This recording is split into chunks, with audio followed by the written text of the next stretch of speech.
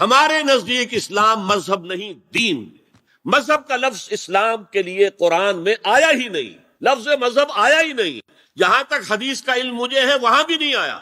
میں یقین سے نہیں کہہ سکتا، اس لیے کہ حدیث کا ذخیرہ بہت بڑا ہے، وہ سارا تو میں نے نہیں پڑھا ہے، جتنا کچھ پڑھا ہے مذہب کا لفظ نہیں آیا۔ اور ہمارے ہاں مذہب کی اصطلاح ہمارے سلف میں مذہب حنفی، مذہب مالکی، مذہب شافعی، مذہب حنبلی، یہ ہمارے مسلکوں کے لیے آیا ہے مذہب۔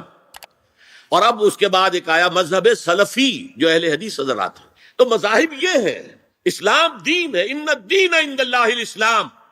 اسلام 6 چیزوں پر مشتمل ہے، اس میں ایمانیات بھی ہے، عبادات بھی ہے، رسومات بھی ہے۔ بچہ پیدا ہوگا تو کیا کرو گے؟ عقیقہ کریں گے۔ کوئی مرے گا تو کیا کرو گے؟ نہلائیں گے، کفن دیں گے، نماز جنازہ پڑھیں گے، پھر دفن کریں گے۔ یہ رسومات ہیں ہماری سوشل۔ شادی ہوگی تو کیا ہوگا؟ ایجاب و قبول ہوگا، اعلان عام ہوگا۔ یہ تینوں چیزیں بھی اسلام میں ہیں۔ سیاسی نظام اسلام میں ہے، معاشی نظام اسلام میں ہے، معاشرتی نظام اسلام میں ہے۔ اسلام کا قانون تعزیرات ہے، حدود ہیں۔ اسلام کا دیوانی قانون ہے، اسلام کا قانون وراثت ہے، اسلام کا قانون شہادت ہے۔ زندگی کا کوئی گوشہ نہیں ہے جس کے بارے میں کہ اسلام نے ہمیں تعلیمات نہ دی۔